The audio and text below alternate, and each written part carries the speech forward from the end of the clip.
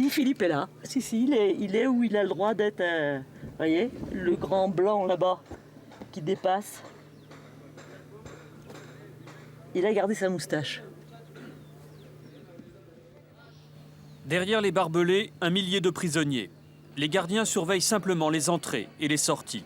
C'est un régime très spécial. Dans l'enceinte, les détenus circulent librement et ce sont les prisonniers qui imposent leur propre loi, la loi du plus fort. Ici, Maryvonne est connue comme le loup blanc. À chacune de ses visites, elle transporte 60 kilos de nourriture dans sa valise, une fortune dans ce pays.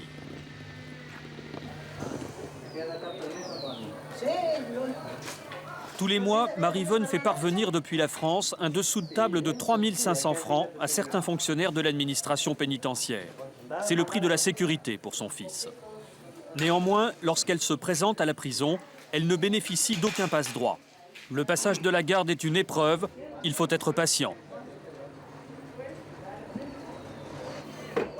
Les portes s'ouvrent. Le tampon sur le bras servira de visa de sortie. Cela fait 1 an que Maryvonne n'a pas vu son fils.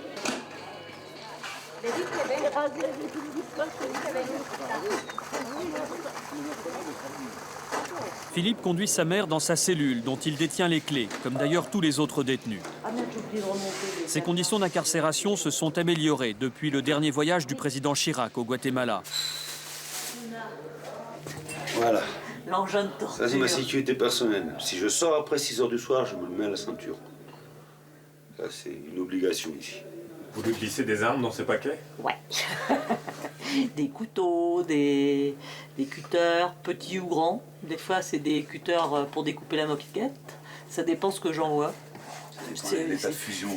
Ça dépend des tas de fusion au Guatemala. Ouais. Si il me dit au téléphone qu'il y a des problèmes, ben, j'envoie des cutters plus gros.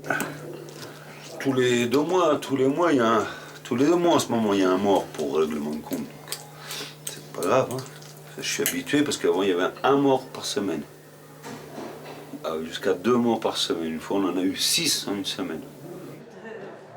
Il est 15 h, il faut partir. Je